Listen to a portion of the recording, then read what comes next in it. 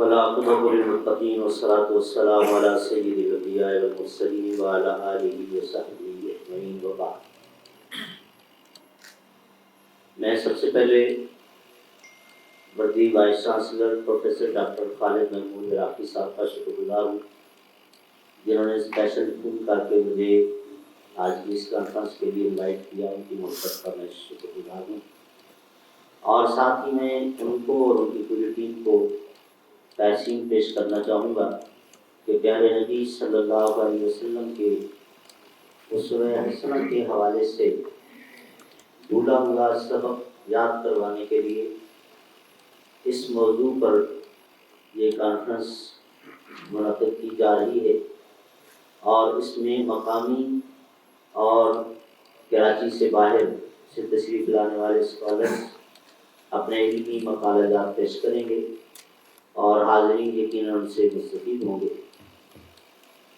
میں صرف ایک ہی نقطہ بس 1-2 منٹ میں بات کر کے ختم کروں گا کہ ڈی سی صاحب کو جلدی ایک میٹنگ میں جانا ہے، تو ہم ان کا خطاب سننا چاہیں گے۔ ریاست کے مسائل اور پھر ان کا حل کیا ہونا چاہیے، اس کے ارد گرد آپ کی یہ کانفرنس کے مقالہ جات ہوں گے۔ سب سے پہلا بنیادی مسئلہ ہمارا وہ ہے جس کی طرف ہمیں توجہ کرنے کی ضرورت ہے، جس کی خاطر ہم نے لاکھوں نہ صرف کے جانی قربانیاں دی ہیں، عزتیں اور عصمتیں بھی لٹوائی ہیں۔ عزت اور عصمت جان سے زیادہ قیمتی ہوتی ہے، تو اس وقت ہماری لیڈرشپ کی قیادت میں پوری مسلم امت نے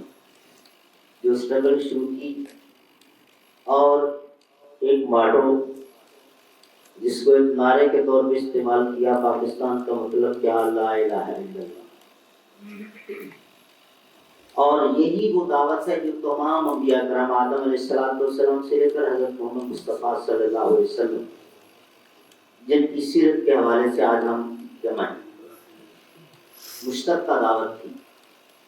اور یہ تمام موجودہ مکاتب فکر اور مسالک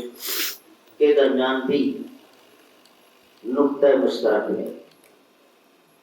مگر افسوس صد افسوس کہ ہم نے اسی کو دیش نکالا دیا۔ پاکستان کے تمام اداروں میں ٹاپ ٹو باٹم جو لا الہ الا اللہ کی جھلک نظر آنی چاہیے تھی، جو اس کے تقاضے تھے، ان پر ہم نے غور نہ کیا، وہ ہمیں نظر نہیں آتی۔ تو اللہ کی رحمت کہاں سے آئے گی، رب کی مدد کہاں سے آئے گی؟ اللہ کی مدد کے بغیر کبھی کوئی ترقی نہیں کر سکتا، کبھی کوئی کامیابی نہیں مل سکتی۔ اللہ کی طرف سے جس دروازے سے مدد، نصرت، تائید آنی تھی، وہ ہم نے خود بند کر دیا ہے، کیسے ملے گی؟ اور میں مذہبی جو جماعتوں سے منسلک علماء کرام یا طلباء یا اسکالرز ہیں، ان سے اسپیشلی ریکویسٹ کروں گا کہ آپ کی ذمہ داری حکمرانوں سے بھی بڑی ہے، اس حوالے سے کہ اس ملک کی نظریاتی حدود کے تحفظ کے لیے جو سب سے بڑا مسئلہ اس وقت بنا ہوا ہے،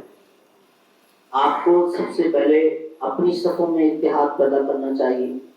ایک دوسرے کے لیے محبت، الفت، جگانگت اپنے دل میں لائیں، اور اس کے بعد ایک کولیکٹیو اسٹرگل جب آپ کریں گے تو انشاءاللہ یہ وہ دعوت ہے کہ جس کے ساتھ اللہ کی مدد ہوتی ہے، اور جب اللہ کی مدد ہوگی تو پھر کوئی طاغوت آپ کے راستے میں رکاوٹ نہیں بن سکے گا۔ اللہ رب العالمین ہم سب کو اپنے پیارے نبی صلی اللہ علیہ وسلم کی اس سچی دعوت کو صحیح معنوں میں سمجھنے کی توفیق عطا فرمائے، اس پر عمل کرنے کی توفیق دے، اور اللہ اسی پر ہم سب کا خاتمہ فرمائے۔ سبحان ربک رب العزت عما یصفون وسلام علی المرسلین والحمد للہ رب العالمین۔